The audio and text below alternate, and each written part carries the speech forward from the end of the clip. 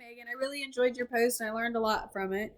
The reason that I wanted to reply to yours is because I work on 4 North at Camden Clark, and that's the ortho neuro floor. So we get a lot of those types of patients that need, full musculoskeletal assessments.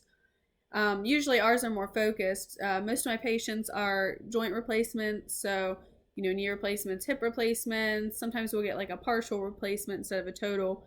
But those assessments are still really important for me. And where you were talking about the knees and the hips, you pointed out some things that maybe I skip over whenever I'm doing my assessments that maybe I need to be paying more attention to. So I'm really glad I watched your video.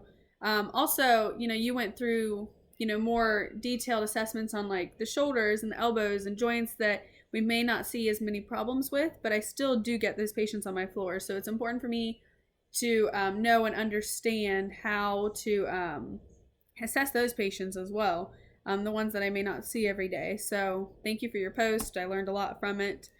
For my reference, I'm using a study, and the aim of this study was to assess the extent of musculoskeletal assessment, history, and examination amongst medical inpatients, and to determine the effects that their gaits, arms, legs, spine, the GALS teaching has on this.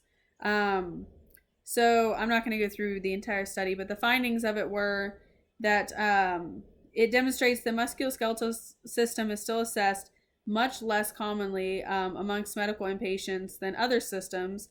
And this is despite a really high frequency of active musculoskeletal complaints in this population.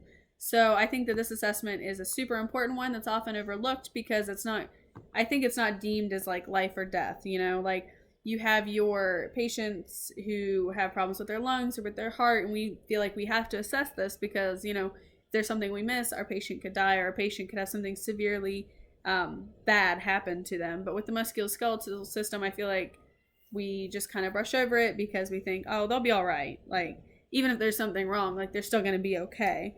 But thank you for pointing out the importance of this and for giving a really good demonstration.